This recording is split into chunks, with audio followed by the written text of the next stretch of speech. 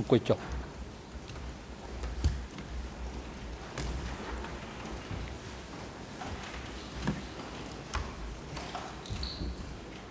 អង្គជំនុំជម្រះប្រកាសបន្តកិច្ចដំណើរការនីតិវិធីសកម្មការមុននឹងផ្ដល់វិធីការជូនទៅសហមិត្តវិការពីក្តីលោកខៀវសំផនឡើងធ្វើ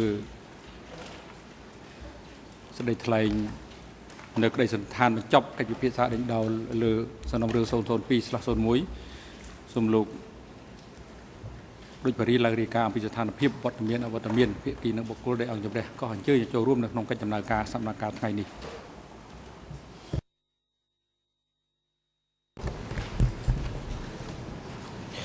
សូមគោរពលោកប្រធានសម្រាប់សកម្មភាពនៅថ្ងៃនេះគ្រប់ភាគីទាំងអស់ในរឿងក្តីនេះមានវត្តមានសូមកត់សម្គាល់ថាលោកនួនជាមានវត្តមាននៅបន្ទប់ឃុំខ្លួននៅពីក្រោមសារសកម្មភាពនេះតាមសេចក្តីសម្រេចរបស់អង្គជំនុំជម្រះសាលាដំបងដោយមូលហេតុបញ្ហាសុខភាពសូមអរគុណលោកប្រធានបាទអរគុណលោកផារីជាបន្តទៅនេះឲ្យមានផ្ដល់វិធីការជូនទៅក្រុមមេធាវីការពីក្តីលោកខៀវសំផនដើម្បីមានឱកាសឡើងធ្វើសេចក្តីសន្និដ្ឋានបញ្ចប់កិច្ចពិភាក្សាដេញដោលលើសំណុំរឿង 002/01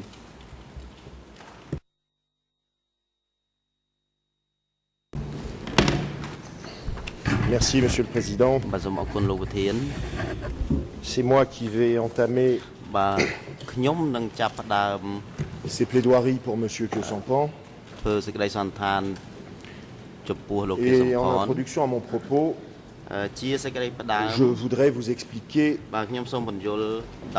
en quelques mots la philosophie de notre intervention. Nous avons tenté de développer nos arguments sur le fond dans le mémoire final que nous avons déposé il y a quelques jours et dans la limite des 125 pages que vous nous aviez imposées.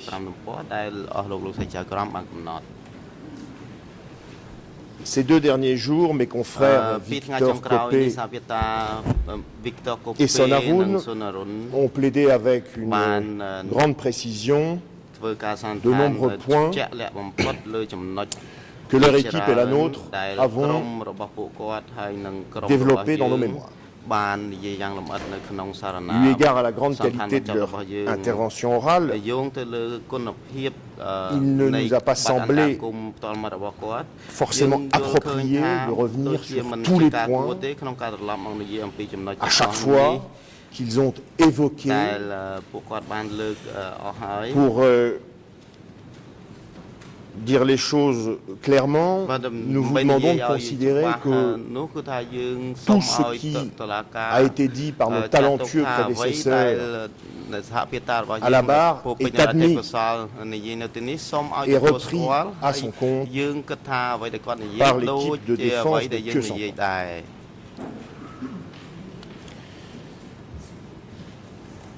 Je voudrais maintenant ouvrir notre intervention sur une question qui constituait déjà l'introduction de notre mémoire finale et qui concerne le champ du procès.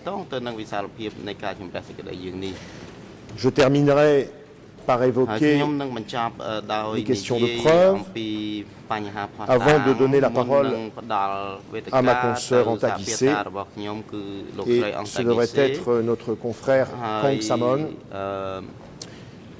qui finira cette première journée. La procédure organisée devant votre juridiction est telle qu'au moment de rédiger notre mémoire finale, nous ne connaissions pas les termes du mémoire final des procureurs. En effet, les 2 jeux d'écriture ont été déposés le même jour, à la même heure quasiment, à quelques minutes près, le 26 septembre 2013. Or, Or, il s'avère que la question du champ du procès prend une importance décuplée quand on découvre la manière dont les procureurs viennent de modifier via leur mémoire finale et via leur réquisition orale finale leur argumentation factuelle et juridique dans ce dossier. Et pour bien me faire comprendre de tous, et j'entends par là principalement le public parce que vous savez bien évidemment de quoi je veux parler, je dois rappeler quelques dates clés. Le 15 septembre 2010, les juges d'instruction qui avaient mené l'enquête concernant notamment M. Khieu Samphan ont rendu une ordonnance de clôture portant sur la totalité des faits qui avaient été commis au Cambodge entre le 17 avril 1975 et le 6 janvier 1979. Cette ordonnance de clôture visait et saisissait votre juridiction d'un très grand nombre de crimes allégués, commis sous l'égide de 5 politiques du Kampuchea démocratique. Ces 5 politiques étaient, pour la première, 3 phases de déplacement de population, d'abord des villes vers les campagnes, et puis des campagnes vers d'autres campagnes, de province à province. Politique 2, la mise en place et le fonctionnement de coopératives et de chantiers de travail. Politique 3, la rééducation des nouveaux éléments, le massacre des ennemis à l'intérieur et à l'extérieur des rangs du parti. Politique 4, le ciblage non seulement des ex-soldats et fonctionnaires de la République khmer, mais aussi des Cham, des bouddhistes et des Vietnamiens. Et enfin, politique 5, la réglementation du mariage. Voilà la globalité de cette ordonnance de clôture. Le 22 septembre 2011, alors que ce procès n'avait pas encore commencé, votre Chambre a décidé que l'intérêt d'une bonne administration de la justice commandait de ne pas juger d'un seul coup, en une seule fois, tous ces faits. Et donc, par une ordonnance de disjonction du 22 septembre 2011, vous avez sélectionné certains des faits dont vous aviez été saisi par l'ordonnance de clôture dont j'ai parlé préalablement, et dont vous considériez qu'ils devaient faire l'objet de ce premier procès. Vous annonciez alors, à cette époque-là, sans plus de précision, que les autres faits seraient jugés ultérieurement lors d'autres procès qui se tiendraient après le premier. Au départ, les faits sélectionnés par votre décision du 22 septembre 2011 étaient limités aux 2 premières phases des déplacements de population. L'ordonnance de clôture en comptait 3, et vous aviez décidé que le premier procès ne porterait que sur 2 de ces phases, évacuation de Phnom Penh et un certain nombre de transferts de population qui avaient été initiés à partir du mois d'août 1975. Puis le 8 octobre 2012, par une décision qui porte les références E163.5, alors que notre procès avait déjà commencé depuis 11 mois et 13 jours. Nous étions donc en audience depuis presque un an. Vous avez décidé, je cite, de déterminer une fois pour toutes quelles seront les catégories de faits et autres questions qui feront finalement l'objet du premier procès 009. Fin de la citation. Et ce jour-là, votre Chambre prenait une décision d'extension de la disjonction qu'elle avait déjà décidée le 22 septembre 2011.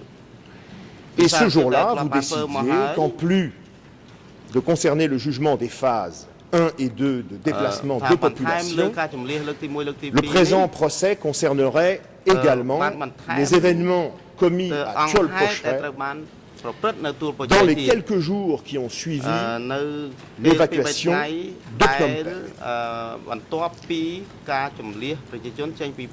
Phnom Penh. J'insiste sur le fait que cet ajout était limité au fonctionnement de Tcholpochre durant quelques jours d'avril 1975.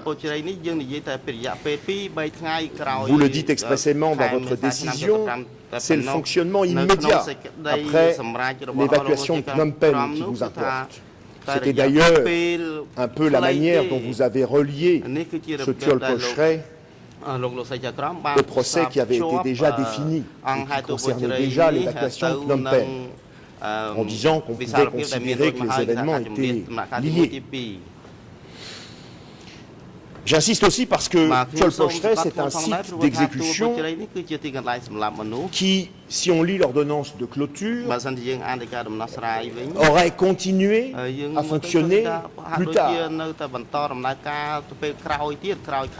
en 76, 77. Votre décision du 8 octobre 2012 est très claire.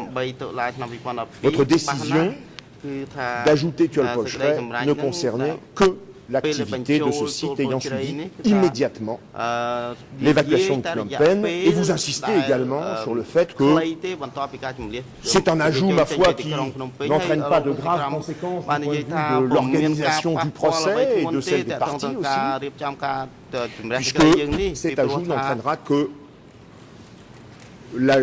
l'ajout de 2 témoins supplémentaires devant votre Chambre. Avec cette décision du 8 octobre 2012, vous nous avez transmis un document capital que vous avez vous-même intitulé « Une liste définitive de tous les paragraphes de l'ordonnance de clôture du 15 septembre 2010 qui constituent officiellement le cadre de notre procès d'aujourd'hui, celui dans lequel nous sommes censés plaider. » Et vous aviez raison de dire que cette décision était un acte officiel. C'est même plus que ça. Il est le document fondateur du procès. Ce document vous saisit in personam et in rem, c'est-à-dire qu'il vous saisit des personnes et des faits qui peuvent être jugés lors de ce procès. Les faits qui ne sont pas visés par votre décision de disjonction ensuite élargie à Tcholpochre ne peuvent pas être jugés. Ils n'ont pas fait l'objet des 2 années de procédure qui viennent de s'écouler. C'est aussi simple que cela, c'est aussi exigeant que cela. C'est une règle de base. Et d'ailleurs, durant les 2 années qui viennent de s'écouler, les 2 années d'audience, à chaque fois qu'un témoin s'est hasardé à évoquer des faits extérieurs aux 2 déplacements de population, et puis à partir du jour d'octobre 2012 où vous aviez ajouté Tcholpochre, eh bien, des faits extérieurs à ce groupe prédéfini, votre Chambre l'a arrêté. ou à arrêter les conseils qui faisaient porter les questions sur d'autres sujets. Si l'on fait un bilan, les seules personnes qui ont été autorisées à déborder du cadre ainsi défini, déplacement de population 1, déplacement de population 2, Sol Pocheret, ce sont d'abord les parties civiles, lorsqu'elles devaient s'exprimer sur leur souffrance. Et c'est bien normal, parce qu'il aurait été quand même déplacé d'exiger des plaignants qu'ils distinguent les causes de leur souffrance en fonction des politiques qui pouvaient en être à l'origine. Ça aurait été assez maladroit et indélicat. Et les autres personnes qui ont été autorisés à faire porter leur déposition sur la totalité de l'ordonnance de clôture, ce sont les témoins très âgés. Je donne deux exemples. Nous avons Sakim Lumut, Long Norim, par exemple, qui ne pouvait même pas se déplacer, que nous avons entendu par vidéo. Vous vous souvenez, c'est ce monsieur qui était entendu alors qu'il y avait un mariage juste à proximité de l'endroit où il répondait à nos questions. Et nous entendions aussi la musique en même temps que sa déposition. Donc, pour des raisons pratiques, des raisons de grand âge d'un témoin, on a éventuellement autorisé celui-ci à faire porter sa déposition sur la totalité du champ du procès. Et c'est un peu pour ces mêmes raisons, doublées de questions d'intendance, que les deux experts Chandler et Short ont pu évoquer des faits outrepassants, les déplacements de population 1 et 2, et Tuol Pocheret, voire les politiques qui les chapeautent. On pourrait être choqué du fait que le champ du procès varie comme cela en octobre 2012, alors qu'il avait commencé depuis 11 mois et 13 jours. Mais je voudrais rappeler que M. Kyosampan n'a pas interjeté appel,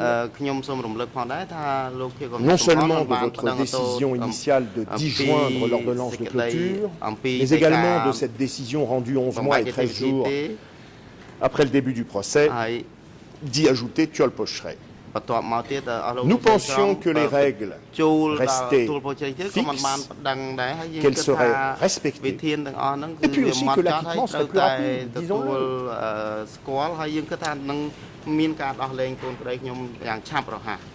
En dehors de ces deux décisions de septembre 2011 et d'octobre 2012, votre tribunal n'a pas le droit de restreindre ou d'élargir les faits dont il se saisit. Vous restez libre de qualifier juridiquement les faits comme vous le souhaitez en fin de procès, à la condition, bien évidemment, d'avoir donné à la défense la possibilité de s'exprimer sur une éventuelle requalification juridique. Et quand je parle de qualification juridique, je veux parler de l'habillage que l'on donne à un fait, la catégorie dans laquelle on le range, pas du fait lui-même. Un procès, c'est d'abord le fait. Le fait, c'est la racine de toute l'histoire. C'est l'action, c'est l'événement fondateur.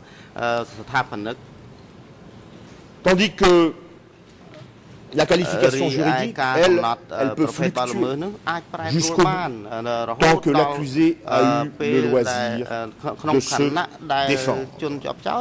Le fait jugé, lui, ne peut pas varier, faute de violer tous les principes du procès équitable. Alors je voudrais parcourir rapidement cette liste définitive qui nous a été communiquée au mois d'octobre 2012, après votre décision d'élargir notre procès à Tuol Pocheret. Je vais passer en revue les 7 grandes parties de ce document, qui pourrait être projeté, si vous l'autorisez, Monsieur le Président, aussi par page. Il y a 4 pages en français. Ça va aller assez vite. La première partie, c'est l'exposé des faits. Votre document, en réalité, reprend peu ou prou, parce que ce n'est pas exactement la même chose, mais reprend peu ou prou l'ordonnance de clôture. Mais elle en sélectionne. Elle en sélectionne des paragraphes. Exposé des faits. Nous avons contexte historique de l'avènement du régime du Kampuchea démocratique, structure administrative, organes centraux de décision, structure administrative à l'échelon local. Nous avons ensuite système de communication, nous avons structure militaire, et puis nous arrivons à 2 chapitres de cette première partie un peu intéressants pour nous ici. Ce sont les faits relatifs à l'entreprise criminelle commune. Peu de paragraphes, il s'agit quasiment d'une introduction. Et dernière partie, politique mise en œuvre pour réaliser le projet commun. Déplacement de population, et là, il est écrit, l'examen sera limité aux phases 1 et 2 des déplacements de population. Et mesures dirigées contre des groupes spécifiques, l'examen sera limité aux mesures ayant visé les soldats et fonctionnaires de la République khmer sur le site de Tholpo-Shrek. C'est très clair. Il n'y a pas de place pour le moindre doute. Partie 2. Faits relatifs aux crimes allégués. Il s'agit de l'examen, ici, des crimes sous-jacents. Ceux qui sont susceptibles d'être qualifiés ensuite des crimes contre l'humanité. Et nous retrouvons la même logique. Déplacement de population phase 1, déplacement de population phase 2, site d'exécution de Tholpo-Shrek. Je passe à la deuxième page, partie 3, rôle des accusés. Petit c, que s'entend. On nous dit que durant notre procès, sera traité de la question du contexte, de la question du fait qu'il ait été membre du comité central et ait participé aux travaux du comité permanent, qu'il ait été président du présidium de l'État, président cadre de premier plan du bureau 870, responsable du commerce et des listes et des prix, qu'il ait tenu éventuellement d'autres rôles, qu'il ait eu des relations avec d'autres hauts dirigeants du PCK. Et puis, on nous dit, en dernière partie, sur que s'entend, participation au projet commun, déplacement de population. L'examen sera limité aux phases 1 et 2 et mesures dirigées contre des groupes spécifiques. L'examen sera limité à celles ayant visé les soldats et fonctionnaires de la République khmer. C'est aussi très clair lorsque l'on parle de participation au projet commun, les faits qui sont envisagés, les faits dont vous vous saisissez, les faits sur lesquels nous sommes supposés pouvoir nous défendre sont strictement délimités par cette liste définitive, officielle et fondatrice. Je continue. Partie 4, troisième page. Conclusion juridique relative aux crimes allégués. Il s'agit de savoir, à cet endroit-là, si les crimes sous-jacents qui ont été traités dans la partie 2 peuvent être constitutifs de crimes contre l'humanité. Et à chaque fois, on nous redétermine la même limite. Infraction sous-jacente constitutive de crimes contre l'humanité, meurtre. L'examen sera limité au déplacement de population phase 1 et au site de Tholpo-Shrek. Extermination. Alors parfois il y a des petites distinctions parce qu'il y a des faits qui ne sont pas supposés ou dont M. Kyosankan n'est pas accusé d'avoir participé d'une quelconque manière sur certains des événements. Mais à chaque fois, extermination, l'examen sera limité au déplacement de population phase 1 et 2 et au site de Tcholpocheret. Persécution pour motif politique, l'examen sera limité au déplacement de population phase 1 et 2 et au site de Tcholpocheret. Autres actes inhumains sous la forme d'atteinte à la dignité humaine, l'examen sera limité au déplacement de population phase 1 et 2. Autres actes inhumains sous la forme de transfert forcé, l'examen sera limité au déplacement de population phase 1 et 2. Autres actes inhumains sous la forme de disparition forcée, l'examen sera limité au déplacement de population phase 2. Les choses me paraissent très claires. C'est écrit noir sur blanc. Je passe à la partie 5. Forme de responsabilité. Petit a. Responsabilité découlant d'une participation à une entreprise criminelle commune. Paragraphes 1521 à 1525 de l'ordonnance de clôture sont sélectionnés et votre Chambre nous dit, entre parenthèses, à l'exclusion de tout ce qui concerne les violations graves des conventions de Genève et des alinéas intitulés la création et le fonctionnement des coopératives et camps de travail, la rééducation des mauvais éléments et l'élimination des ennemis qui se trouvaient tant à l'intérieur qu'à l'extérieur du parti, et la réglementation du mariage, à l'exclusion. Et en ne considérant que les soldats et fonctionnaires de la République khmère, pour ce qui concerne l'alinéa intitulé « La prise de mesures particulières » à l'encontre de certains groupes spécifiques, notamment les Cham, les Vietnamiens, les religieux bouddhistes et les anciens responsables, fonctionnaires militaires et leurs familles de la République khmère. C'est-à-dire qu'on vous dit, dans cette partie qui englobe les mesures particulières à l'encontre de certains groupes spécifiques, vous n'aurez à traiter que du groupe spécifique des anciens de la République khmère. Les choses me paraissent, à moi, petit avocat, particulièrement claires. Petit b, participant à l'entreprise criminelle commune, je pense nous les connaissons. Petit c, catégorie d'entreprise criminelle commune, je pense nous les connaissons aussi et nous en reparlerons. Petit d, autre mode de participation, parce qu'il n'y a pas que l'entreprise criminelle commune qui peut être utilisée comme mode de responsabilité dans ce dossier, il y en a d'autres.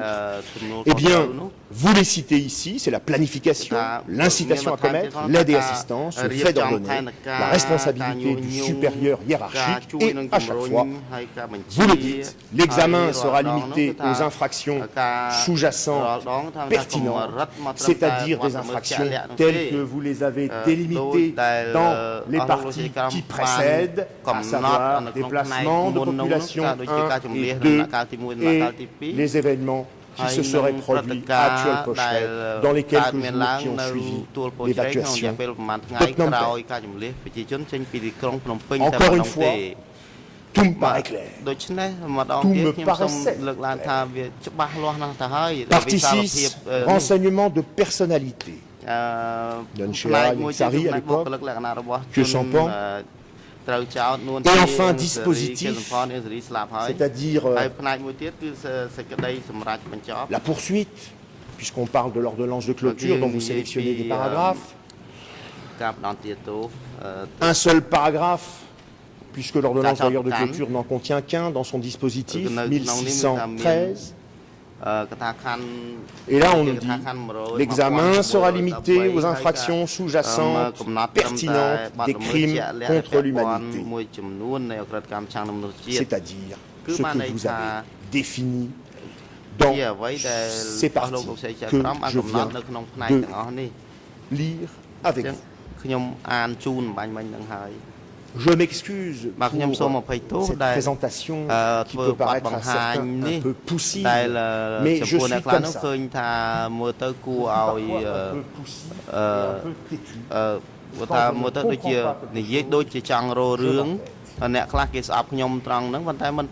de cette lecture, il découle de manière incontestable qu'à chaque fois qu'il est question des faits et à chaque fois qu'il est question des modes de responsabilité, vous avez limité votre compétence au déplacement de population 1, au déplacement de population 2 et aux événements de Tcholpolchre en avril 1975. Alors, je voudrais rapidement décrire ce dont il s'agit avant de passer à autre chose. Le déplacement de population 1 et l'évacuation de Phnom Penh en avril 1975. Selon l'accusation, elle aurait été décidée en juin 1974 et sa mise en œuvre a été très rapide et n'a porté que sur quelques semaines. En vérité, le gros de la population de Phnom Penh a très vite été envoyé hors de la ville, mais les paragraphes que vous avez sélectionnés de l'ordonnance de clôture disent que cette évacuation a porté sur plusieurs semaines. En gros, on peut dire que sa mise en œuvre, c'est ce qui a été communément admis pendant ces audiences, s'achève début juillet 1975. C'est difficile de déterminer une date avec précision. Nous savons quel jour Phnom Penh a été prise par les troupes Khmer Rouge. Maintenant, le dernier habitant qui a quitté la ville, c'est une autre histoire. Quant au nombre des victimes qui résulteraient de cette évacuation, il n'est pas clair, parce que tout le monde n'a pas vu la même chose. Il suffit de regarder l'ordonnance de clôture, pas besoin de lancer de polémique.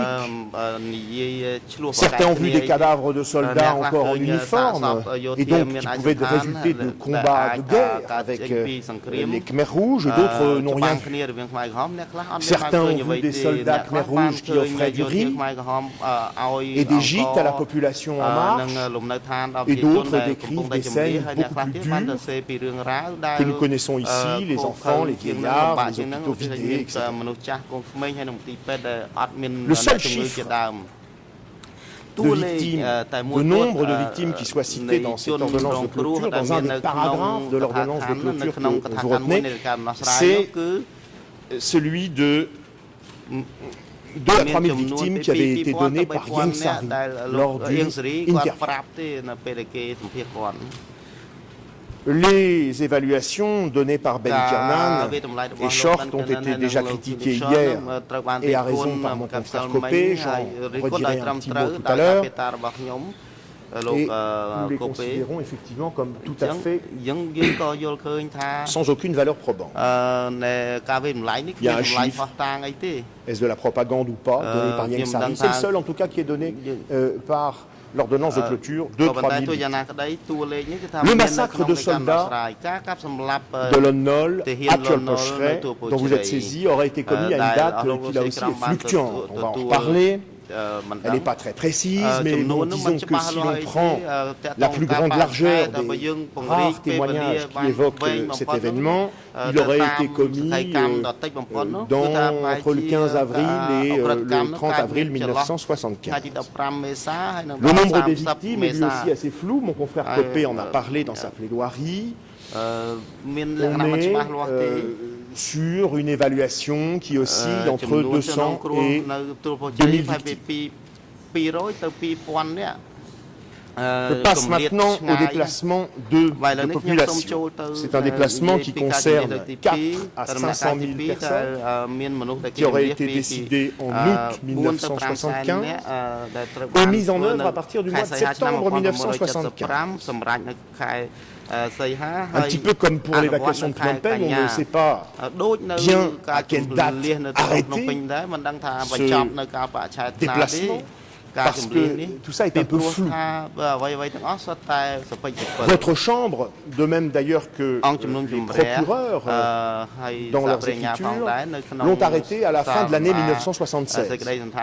Et nous-mêmes, dans nos propres écritures, nous avons retenu cette période parce que nous n'avons pas vraiment de repères pour vous contredire.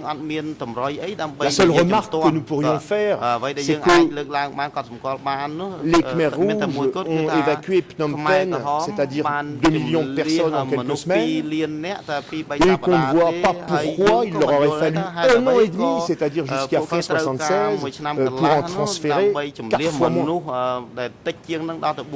Ça paraît un petit peu surprenant.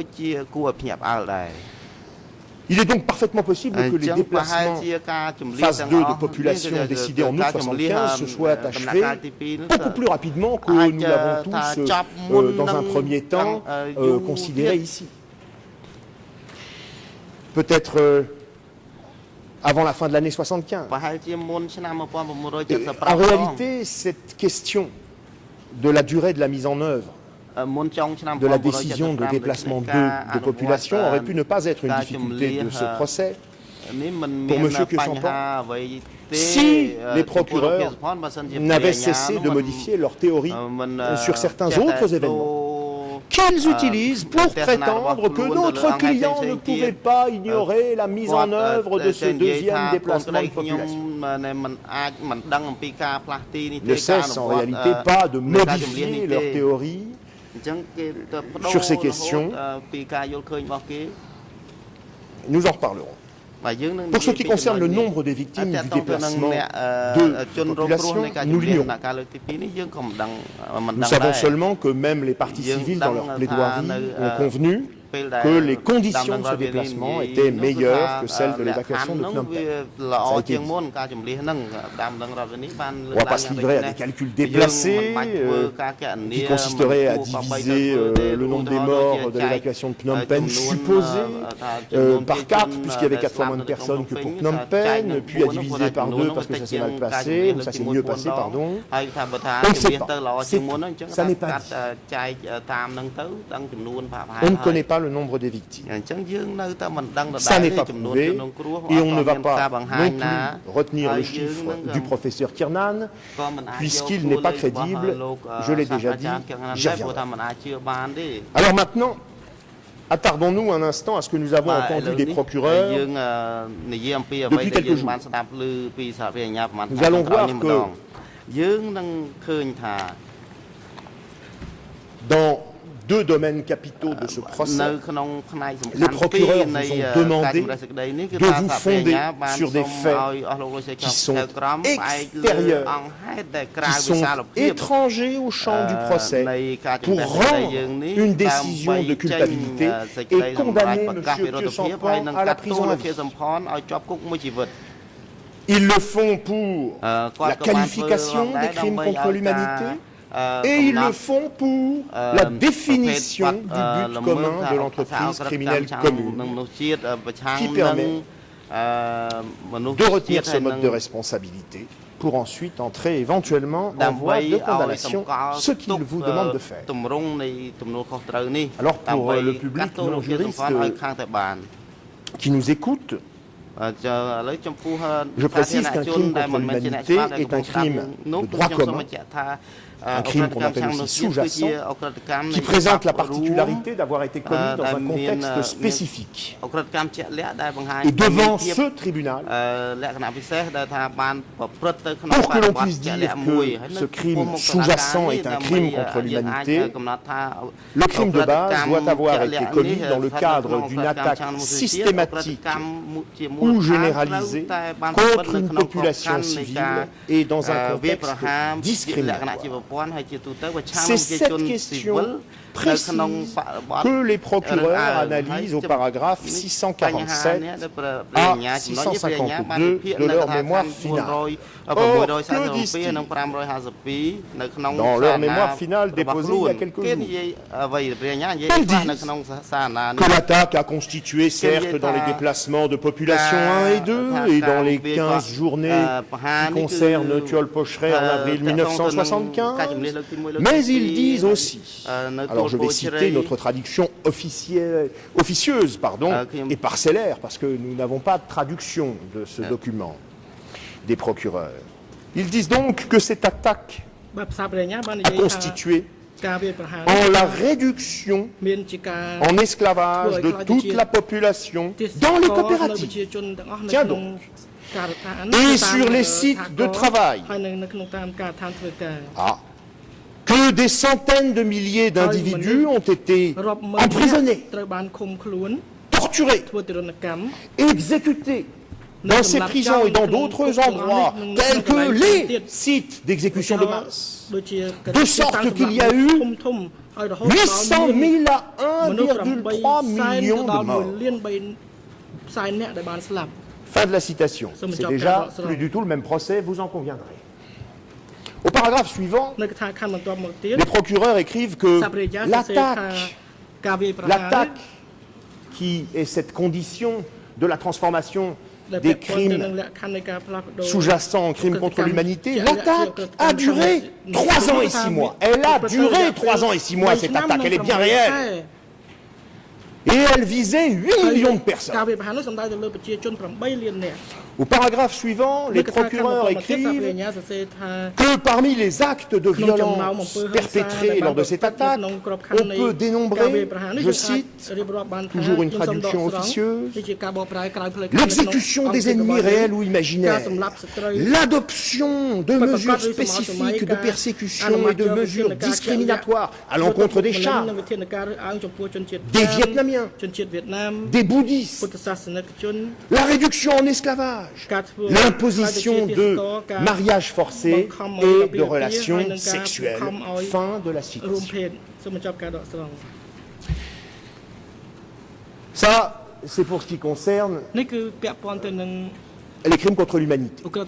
J'en viens maintenant à la partie du raisonnement des procureurs qui concerne l'entreprise criminelle commune.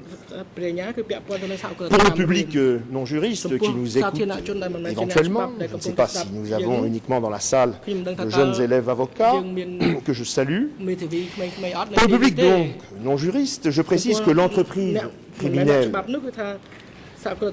commune est le fait pour au moins 2 personnes de s'entendre en vue de commettre un des crimes qui peuvent être jugés par ce tribunal. Donc, cette entreprise criminelle commune, ce n'est pas un crime, c'est une manière de commettre. C'est ce que l'on appelle un mode de responsabilité. Or, que font les procureurs dans la partie de leur mémoire sur l'entreprise criminelle commune, c'est-à-dire au paragraphe 679 à 698, eh bien, ils font exactement la même chose que ce qu'ils viennent de faire dans les paragraphes que j'ai cités et décrits précédemment, c'est-à-dire qu'ils appuient leur raisonnement sur l'accusation que M. Kussampo aurait participé à une entreprise criminelle commune ayant pour but de réduire tous les Cambodgiens en esclavage entre 1975 et 1970.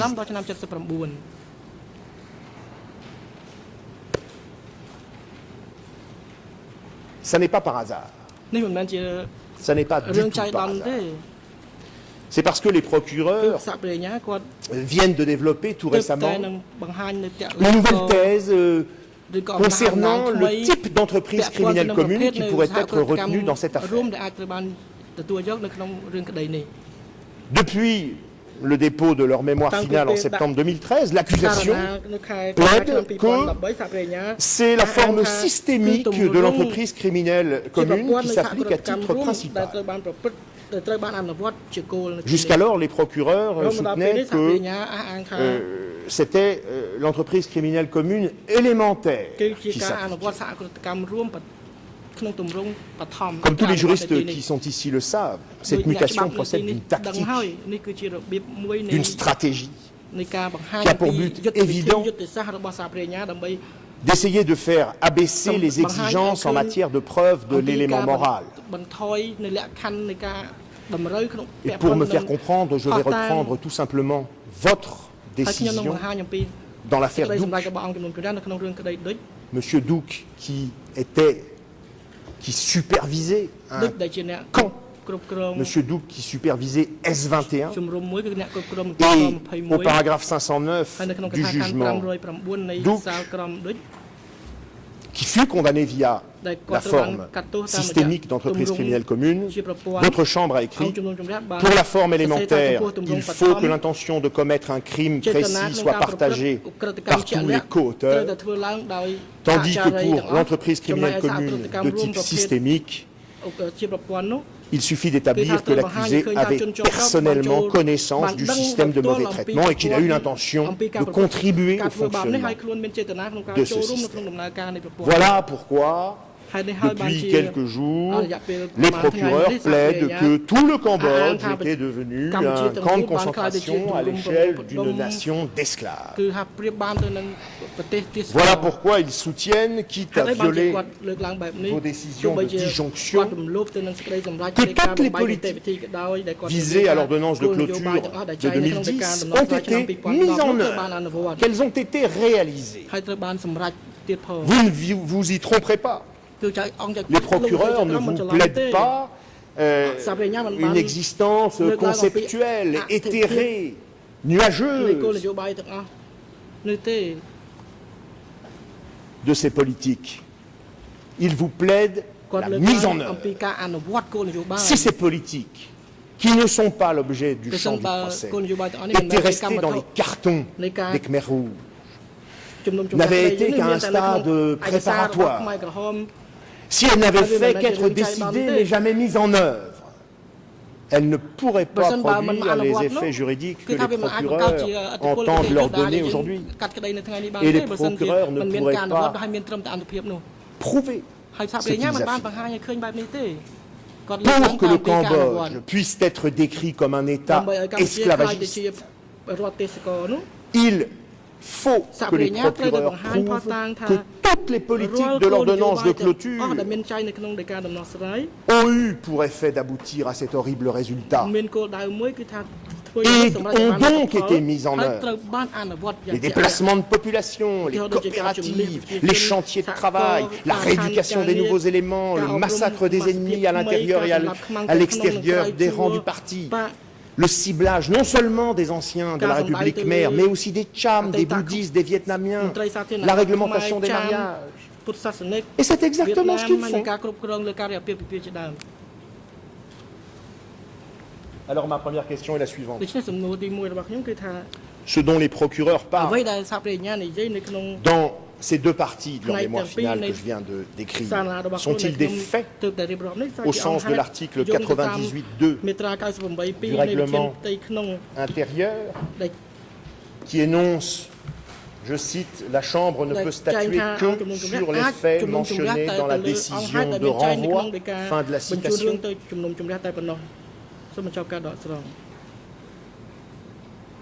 La réponse est oui. Bien évidemment, parce que réduire 6 à 8 millions d'individus en esclavage, les envoyer dans des coopératives et sur des sites de travail, les emprisonner, les torturer, les exécuter dans des prisons et des sites spécialisés, les obliger à se marier, les obliger à avoir des relations sexuelles, ce sont des faits. Quand les procureurs parlent d'attaques, ils soutiennent que ces attaques ont eu lieu. Quand ils parlent de politique, ils soutiennent que ces politiques ont été mises en œuvre. Ils parlent de faits, c'est indubitable. Ma deuxième question est la suivante. Êtes-vous saisi juridiquement du déplacement de population numéro 3, de ce qui s'est passé dans les coopératives, de ce qui s'est passé sur les sites de travail, de ce qui s'est passé dans les prisons, de ce qui s'est passé à Tuolpochre après les premiers jours d'avril 1975, de ce qui s'est passé sur les autres sites d'exécution? Êtes-vous saisi de mesures discriminatoires visant les Cham, les bouddhistes, les Vietnamiens? Êtes-vous saisi de la réglementation du mariage? ប្រឆាំងនឹងការរៀបអាពាហ៍ពិពាហ៍ដោយបង្ខំដែរឬទេ បើអត់ត្រៃអត់តាន់ទេ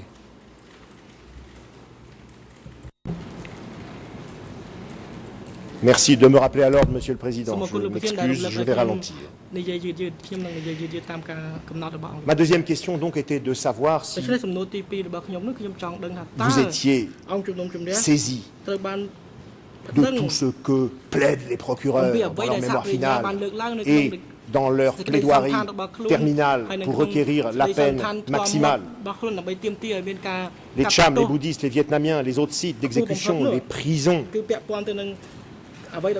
la réglementation du mariage. Non, non, non et non.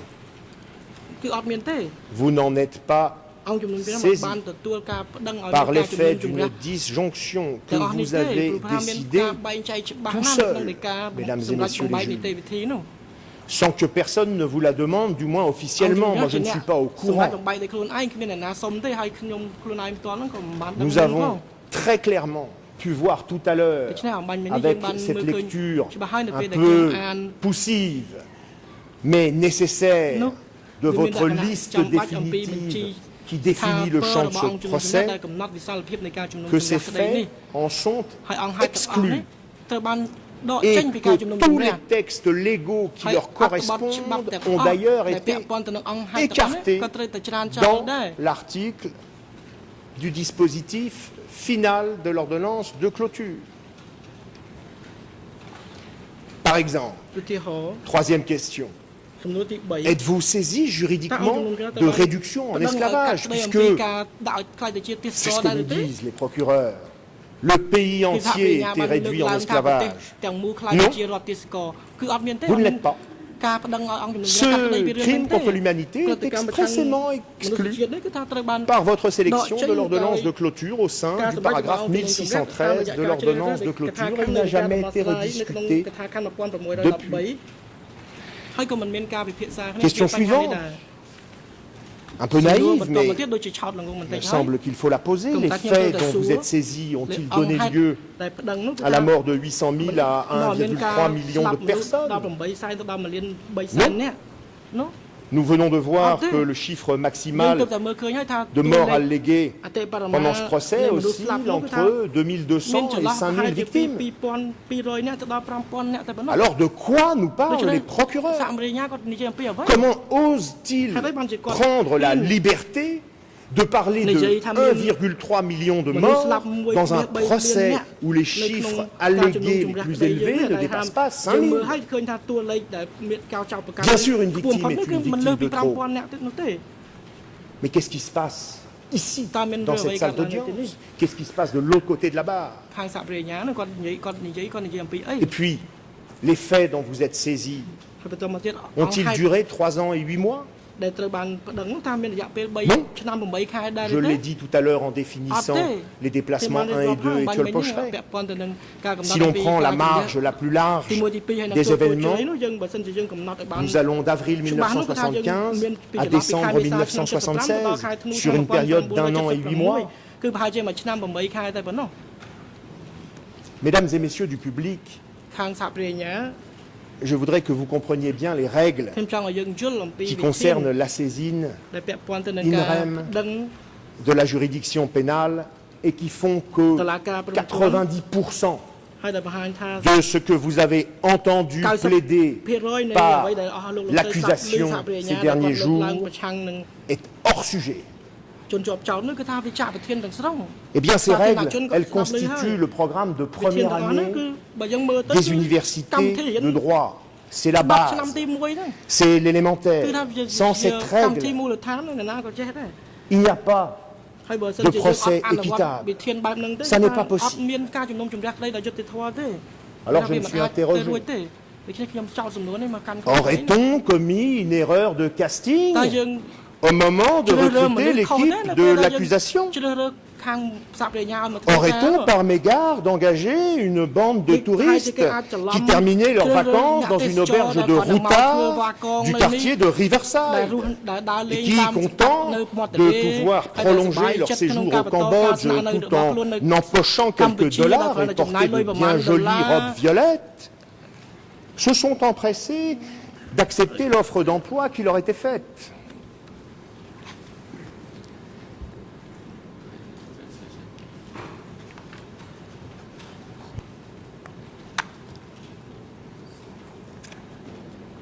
Et puis, je me suis souvenu que pour la plupart d'entre vous, vous venez du système anglo-saxon. Et donc, en fait, vous êtes des avocats déguisés en procureurs. Je peux donc, sans danger, soutenir que vous êtes prêts à raconter n'importe quoi pour gagner votre affaire, puisque c'est malheureusement l'opinion la plus répandue sur notre métier de défenseur.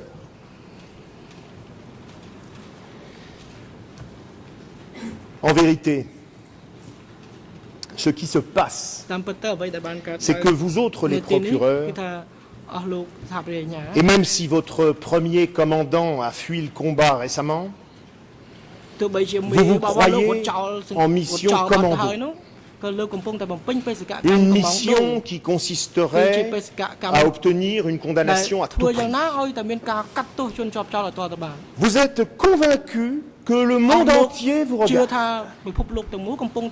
Quand la salle est vide, c'est que les gens sont derrière leur ordinateur. Vous êtes convaincu que votre mission est plus importante que les règles de droit et de procédure. Vous avez tort, messieurs les procureurs, parce que sous លោកមេធាវីក៏បីមានការប្រុងប្រយ័ត្នក្នុងការបញ្ចេញនៅសម្ដីនៅអកប្បកិរិយារបស់ខ្លួនអង្គជំរះយល់ថាក៏បីត្រូវគោរពក្រមសីលធម៌វិជ្ជាជីវៈរបស់ខ្លួន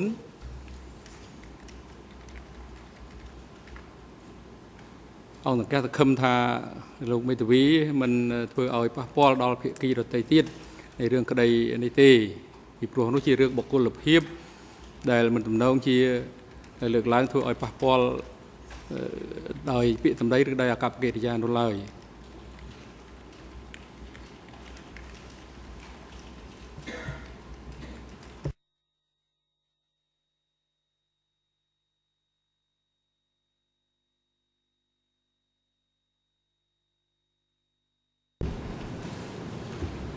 J'y prendrai garde, Monsieur le Président. Je vous le promets. Je disais donc que, sous couvert de mission commando, vous prenez le risque d'achever, de ridiculiser un système judiciaire déjà bien faible. Vous prenez le risque de couler la seule véritable mission que vous a confiée les Nations Unies, participer à la mise en place d'une justice forte et équitable. Vous prenez le risque de contrevenir à l'intérêt général que vous êtes supposé défendre et représenter. Lorsque vous invoquez des faits qui n'ont jamais été l'objet de ce procès et dont la qualification juridique est également impossible, puisque les textes correspondants ont été expressément écartés sans que leur réintroduction n'ait jamais été rediscutée ensuite. Vous prenez le risque de donner un très mauvais exemple au Cambodge, qui traverse tant de difficultés, mais aussi au reste du monde, qui vous a missionné pour participer à l'œuvre de justice, quel qu'en soit le résultat. Quel qu'en soit le résultat, une condamnation ou un acquittement. Si ce procès n'est tourné que sur une condamnation, alors il faut l'arrêter immédiatement. Ça ne sert à rien. Quel qu'en soit le résultat. Je dis, vous prenez le risque. Parce que, comme vient de nous le rappeler la Cour suprême, dans une décision rendue en début de semaine, tant que la Chambre n'aura pas condamné sur la base de votre proposition, on ne peut parler que de risque. Je dois dire quand même que j'avais eu un très bref moment d'espoir En découvrant la requête que vous, procureur, avez déposée le 7 août 2013, c'est le document E284, barre de fraction 5, requête que la Chambre ne nous avait pas transmise, on oublie, et à laquelle nous n'avons donc pas pu répondre, et que nous avons découverte en réalité au moment où la Chambre y a répondu elle-même. Et dans cette requête, vous, les procureurs, vous avez supplié les juges de, je cite toujours ma traduction personnelle, ne tirer aucune conclusion factuelle, juridique de tous les faits qui ne relèvent pas des crimes sélectionnés pour le présent procès. Vous aviez même été jusqu'à écrire que les faits hors champ du procès ne devaient pas être pris en compte, car la défense, dites-vous, n'a pas eu l'opportunité de confronter et de contre-interroger le moindre témoin sur ces faits. Fin de la citation. Merci pour ça. Merci. Bien sûr, nous avions parfaitement relevé que vous tentiez au passage de faire entrer dans le champ d'un procès déjà achevé. Au mois d'août 2013, le procès est terminé. Des éléments factuels et juridiques qui n'y étaient pas. Mais disons que ça avait quand même un peu d'allure. Au vu du contenu de votre mémoire finale et de vos plaidoiries de ces derniers jours, j'en déduis qu'il s'agissait probablement d'un dernier sursaut de conscience. Car aujourd'hui, il nous paraît à nous que le fond a été touché. Et on l'a touché d'autant plus violemment avec cette fausse figure rhétorique utilisée ce lundi après-midi par Madame le procureur, juste avant de requérir une peine de prison à vie. Je veux parler de cette façon de dire « Je ne demande pas au tribunal d'écarteler les enfants de Monsieur Kyosampan devant lui. Je ne demande pas au tribunal de le réduire en esclavage. Je ne demande pas au tribunal de le lancer sur les routes sans boire ni manger, etc. Ces propos sont symptomatiques d'une intention. Il ne s'agissait pas pour les procureurs de produire un effet littéraire. Je ne le pense pas. Il s'agissait de prétendre que M. Kyosampan est un tel monstre qui n'a pas vraiment le droit à un procès. Il devrait déjà s'estimer heureux qu'on n'écartèle pas ses enfants devant lui après les avoir affamés. Dans sa plaidoirie liminaire devant votre juridiction, Feu Jacques Vergès avait cité Talleyrand, qui a dit « Ce qui est excessif est vain ». De fait, cette réquisition de Madame le procureur était excessive. Mais elle n'était pas faite en vain. Ce n'est pas sans une idée derrière la tête que Madame le procureur vous a demandé la peine maximale de cette manière. Elle plaidait aussi sa propre cause auprès de vous, Mesdames et Messieurs les juges. Le message sous-jacent était que ces présumés innocents, ce présumé innocent, est un tel monstre que vous ne devez pas vous inquiéter de violer la loi qui vous a créé. Je me permets respectueusement de vous rappeler que lorsque les sociétés humaines civilisées prennent le risque de confier à un être humain le soin de juger un autre être humain pour des actions même très graves, ces sociétés s'entourent de quelques précautions. D'abord, elles choisissent les juges en fonction de leur degré de connaissance de la matière juridique, de leur moralité avérée, de leur carrière. Et puis, comme l'a dit mon confrère Copé, elle ne les laisse pas seuls. Vous êtes 5 à décider. Et cette collégialité est là pour constituer un rempart contre le pouvoir excessif d'un seul. Et puis, on vous entoure de règles qui s'imposent à vous et auxquelles normalement vous ne pouvez pas déroger. Ces règles sont vos meilleurs alliés. Elles vous permettent de mener à bien la tâche immense et suprêmement difficile qui consiste à juger des événements allégués aussi graves. Justement en évitant les propositions de l'ordre de celles que vous propose l'accusation. Ces règles sont plus fortes que les juges, elles sont plus importantes que vous. Vous n'êtes pas à supposer les modifier comme dans une sorte de gouvernement des juges. Elles vous dominent et elles sont vos alliés. Or, ce que vous demande le procureur avec cette manière de requérir, c'est très exactement de commettre une sorte de coup d'état des juges.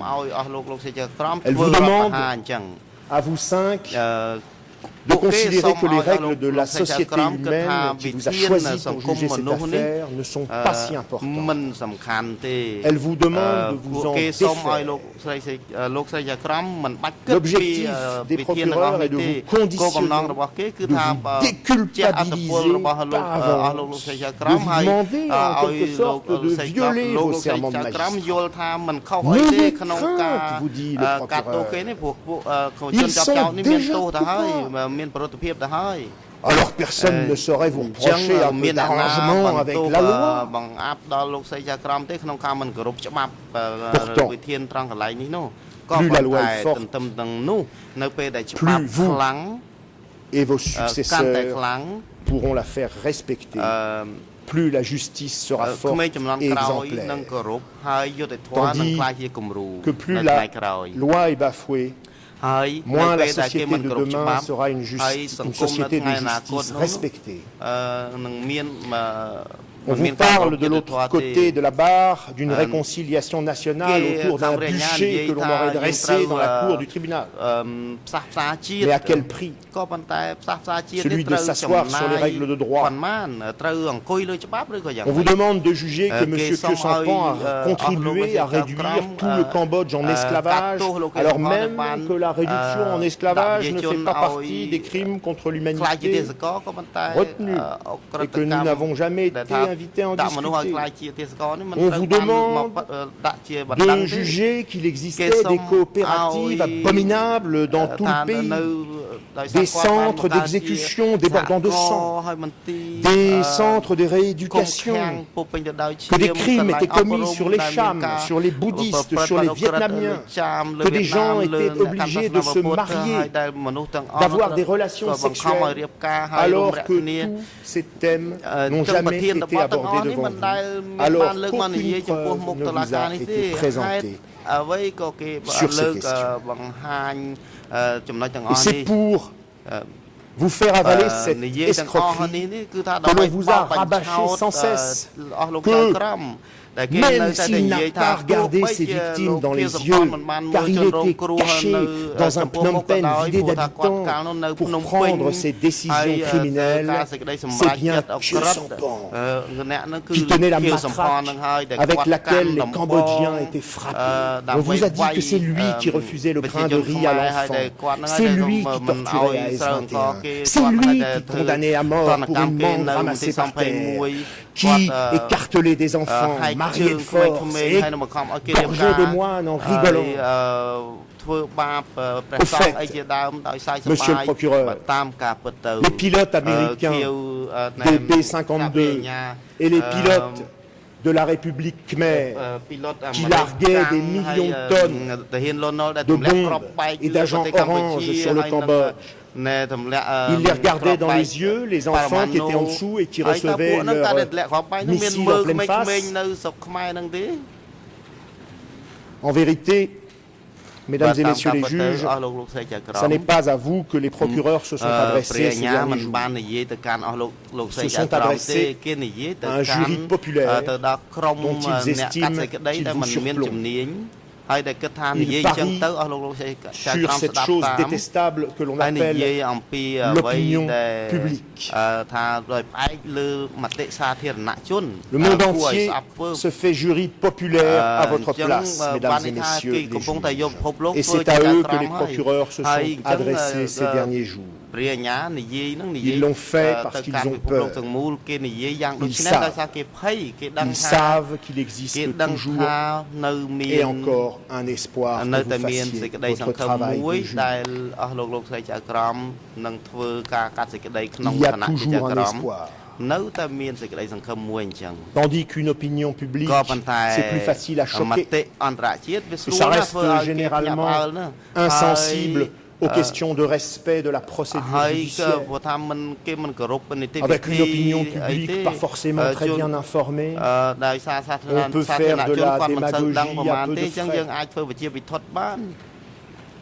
Par exemple, ça vous donne des maux de tête, mesdames et messieurs du public, que l'on ait proposé à cet ignoble individu de participer à des audiences qui étaient préalablement annoncées comme uniquement destinées à présenter des documents clés au public et aux médias pour ensuite prétendre qu'il s'agissait de parties intégrantes d'un procès contradictoire. Bien sûr que non. Si cela se trouve, vous ne comprenez même pas de quoi je parle. Où est le problème? Ça vous empêche de dormir, mesdames et messieurs du public, que le champ du procès de cet infâme bourreau ait été modifié en cours même de procès avec l'ajout de faits qui n'étaient pas prévus au départ? Pourquoi pas? Cela vous choque, mesdames et messieurs du public, que ni ce monstre repoussant qui est là derrière moi, ni ses avocats n'aient pu lire le mémoire final du procureur dans une langue qu'ils comprennent, qu'ils maîtrisent, afin de pouvoir préparer leur plaidoirie et qu'ils aient été obligés d'attendre la dernière minute, c'est-à-dire ces derniers jours, pour entendre et comprendre les arguments de l'accusation. Bah non. Ça vous réveille la nuit, mesdames et messieurs du public, qu'au mois d'août 2013, alors que les audiences de ce procès, de cet odieux tortionnaire, était déjà terminée, que la Chambre ait ajouté au dossier 1399 dépositions écrites à 4 semaines du dépôt de nos écritures finales. Comment? Non. Cela vous effraie-t-il, mesdames et messieurs du public, que cet être diabolique ait vu régulièrement bafouer durant ce procès son droit à la sécurité juridique, son droit à être informé des accusations qui pèsent contre lui, son droit à disposer du temps et des facilités nécessaires à la préparation de sa défense, son droit à une égalité des armes avec l'accusation? Non, bien sûr que non. Et enfin, cela vous terrifie-t-il, mesdames et messieurs du public, que les avocats de ce terrible dictateur assoiffé de sang n'auront jamais eu l'espace de discuter de la valeur probante des milliers de documents qui constituent le présent dossier et sur lesquels les juges s'appuieront pour le condamner? Enfin, soyons sérieux. Voilà.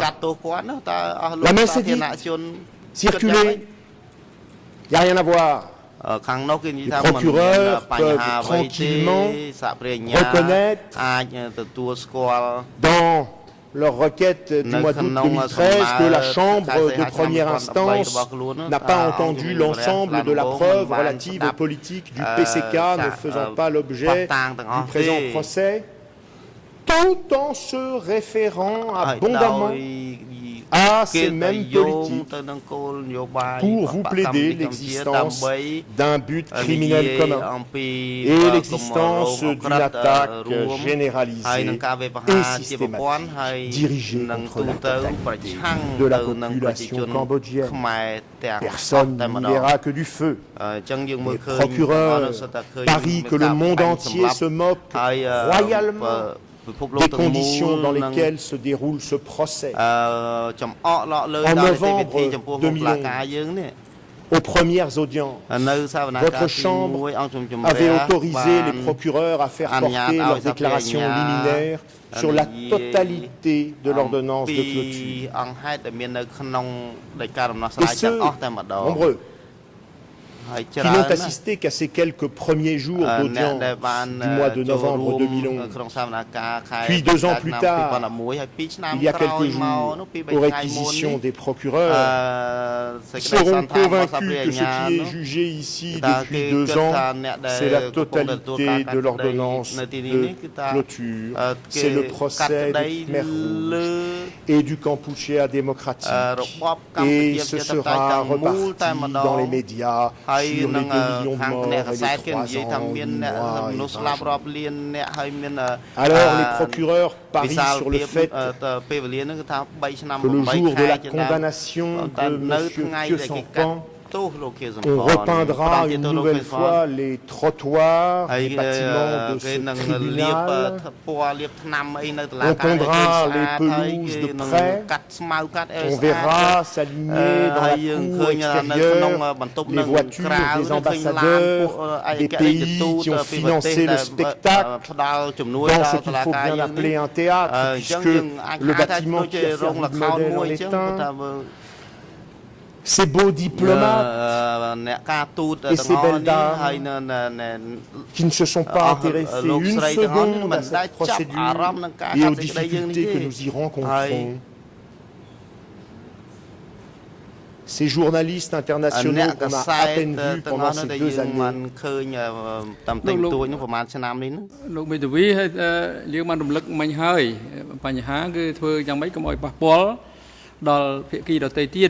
หรือก็มันเปียปอนที่ไอ้ธนาคารบโลกเอาบันไม่นี่คือตำแหน่งที่มันเปียปอนในขนมเรื่องก็ได้นิเทศที่โกกาในขนมก็ไอ้ธนาคารบอกเปียกี้คือเธอมีนักกับกิริยาเปียสมได้ซ้อมรุมก็รบเปียกี้ดอเตยตีดก็รบองจุ่มเรียก็รบซาเทียนจุนก็รบกรมสลัดทอไปเจจีเวะហើយដីសន្និដ្ឋានក៏បីដាក់ឲ្យចំបញ្ហាទៅលើអង្គហេតុផុសតាងអង្គច្បាប់ដែលពាក់ព័ន្ធនឹងវិសាលភាពដែលអង្គជំរះបានធ្វើសមនការរួចហើយដោយសេចក្តីសម្រេចបំបីកិច្ចដំណើរការនីតិវិធីនិងឧបសម្ព័ន្ធភ្ជាប់ជាមួយដែលលោកបានលើកឡើងអំបញ្ញមិញនេះគឺជាច្បាស់ហើយនៃមូលដ្ឋាននៅក្នុងការក្របវិសាលភាពក្នុងការធ្វើដីសន្និដ្ឋាននេះមិនក៏បីប្រើពេលវេលានេះវាយវហាប៉ះពាល់ដល់ភាគីដទៃទៀតឬដល់កិច្ចចានុភាពរបស់អង្គជំនុំជម្រះនេះឡើយសង្ឃឹមថាលើកទី2ហើយលោកមេធាវីនឹងអនុវត្តតាមក្តីណែនាំនេះឲ្យបានសមរម្យ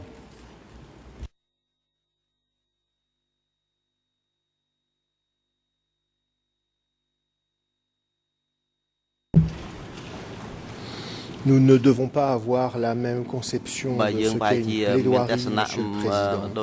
Je ne crois pas avoir offensé qui que ce soit en plaidant et en défendant mon client, ni insulté La parole de l'avocat est libre, c'est un moment de liberté, c'est un moment où les défenseurs peuvent s'exprimer sans être limités ou menacés d'avoir violé je ne sais quel règlement que je n'ai absolument pas violé. Quoi qu'il en soit, j'étais en train de dire que les personnes qui ont uniquement assisté au premier jour de ce procès, puis au dernier jour de ce procès, pourront avoir l'impression que le procès du siècle a bien eu lieu. Mais en réalité, ce n'est pas celui-là qui s'est tenu pendant ces 2 années. Et donc, la vérité, Monsieur le Président, c'est qu'à l'issue de ce procès, pour nous, défenseurs de Monsieur Kyosampan, soit vous respectez le droit et vous acquitterez votre client, soit vous le condamnerez.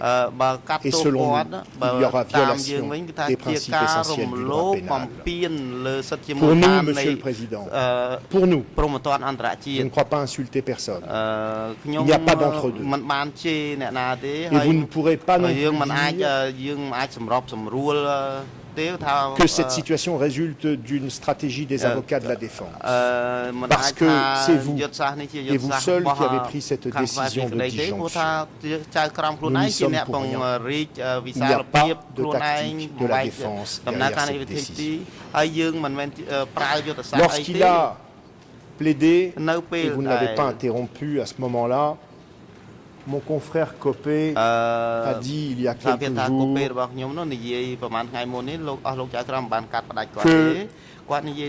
qu'il comptait sur les juges internationaux pour constituer des remparts efficaces. Et je voudrais dire que sur ce point-là,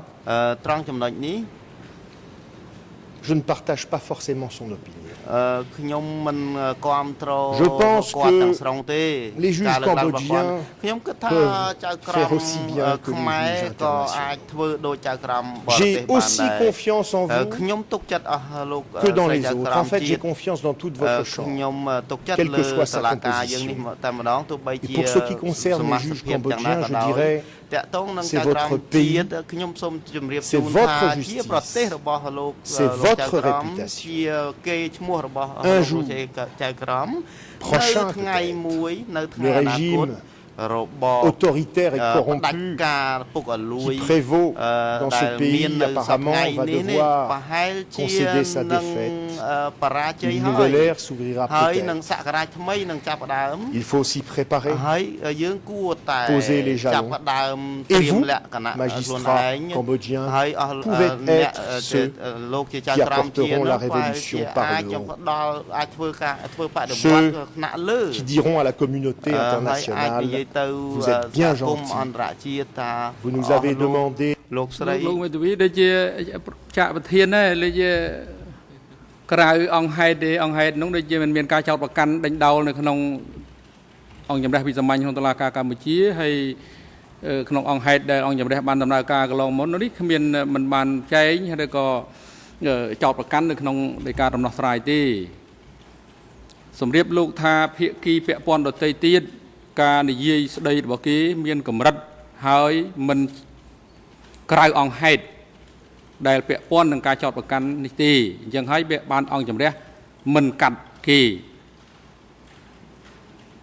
មិនមែនប្រៀបធៀបតុលាការនេះទៅជាឆាកល្ខោនហើយយករឿងដទៃទៀតដែលនៅក្នុងមូលដ្ឋាននៃបញ្ហាក្រៅអង្គហេតុនៅក្នុងអវតកនេះមកលើកលាតត្រដាងនៅពេលនេះទេវាមិនពាក់ព័ន្ធនឹងអង្គហេតុដែលចោទប្រកាន់ដែលជាមូលដ្ឋានឲ្យអង្គជំរះយកទៅពិចារណាវិនិច្ឆ័យនៅក្នុងរឿងក្តីនេះយើងបានជម្រាបលោកហើយមិញអង្គជំរះនឹងពិចារណានៅក្នុងរឿងក្តីនេះទៅលើអង្គហេតុទៅលើភស្តុតាងទៅលើអង្គច្បាប់ទៅលើស្ថានភាពដែលពាក់ព័ន្ធទៅនឹងកិច្ចដំណើរការសកម្មភាពសំណុំរឿង002/01ដែលអង្គជំរះបានកំណត់វិសាលភាពក្នុងការធ្វើសកម្មភាពកន្លងមកនេះតែប៉ុណ្ណោះ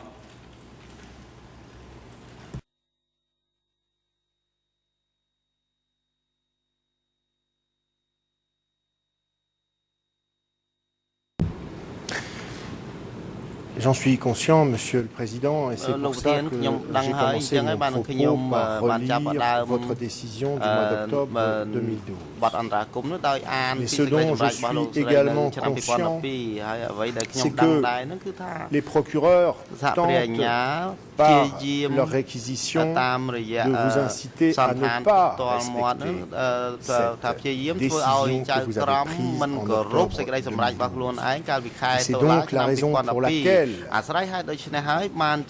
anticipant la possibilité que vous suiviez, que vous soyez séduit par la proposition des procureurs, que malgré votre affirmation à l'instant de ce que le champ avait été défini et serait respecté, je me permets de plaider ce point. Si vous avez laissé s'exprimer les procureurs, plaider des points étrangers au champ du procès, pourquoi moi, maintenant, ne pourrais-je pas leur répondre? Quelle serait cette justice qui autoriserait l'accusateur à dire n'importe quoi et qui interdirait aux défenseurs de dénoncer cette situation? C'est exactement ce que j'essaie de faire. C'est exactement le but de mon propos. Et ce propos me paraît d'autant plus capital que nous l'avons développé dans notre mémoire, nous l'avons développé dans une requête que nous avons déposée auprès de la Cour suprême, requête qui était intitulée « Demande en arrêt immédiat de ce procès et demande en libération tout aussi immédiate de M. Kyo-Sampan ». Nous avons estimé qu'il existait pour nous, défenseurs, des raisons de craindre qu'effectivement votre Chambre soit séduite par le raisonnement qui lui est proposé ces derniers jours par les procureurs et qu'effectivement votre Chambre s'apprête à statuer, à utiliser des faits qui ne sont pas objet du présent procès pour entrer en voie de condamnation.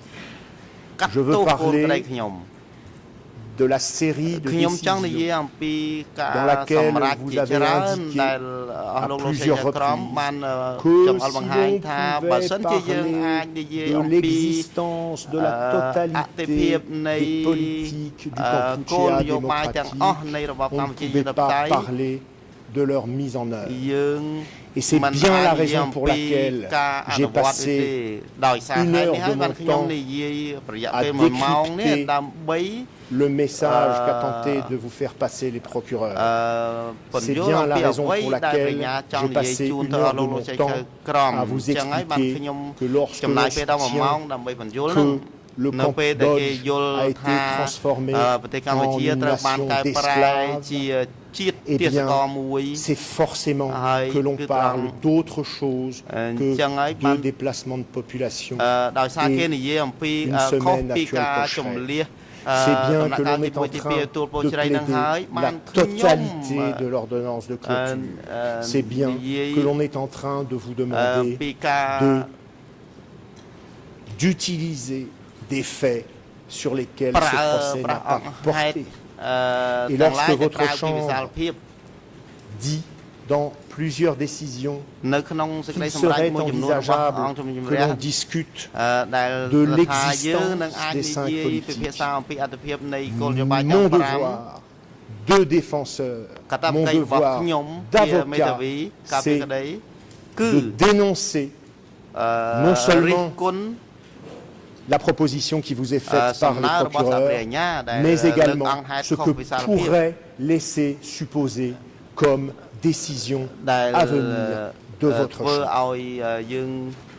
C'est vrai, cela peut ressembler à un procès d'intention, Monsieur le Président.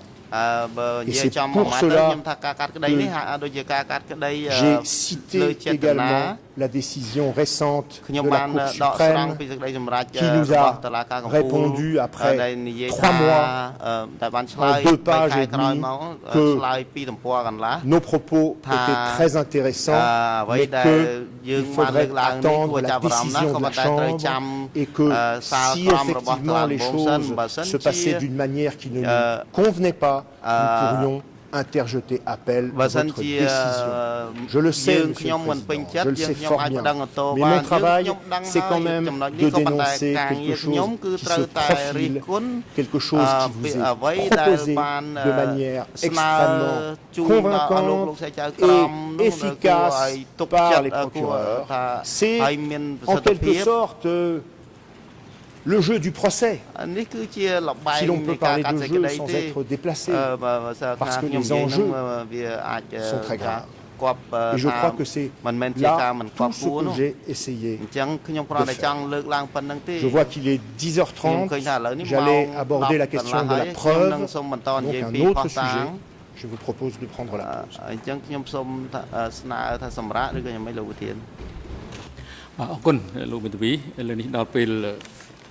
សំទ្រមនឹងសម្រាប់ហើយមានប្រកាសសម្រាប់20នាទីចាប់ពីពេលនេះទៅរហូតដល់ម៉ោង11ខ្វះ10នាទីសូមអញ្ជើញចូលវិញដើម្បីបន្តកិច្ចដំណើរការសកម្មភាពសម្រាប់ចុះ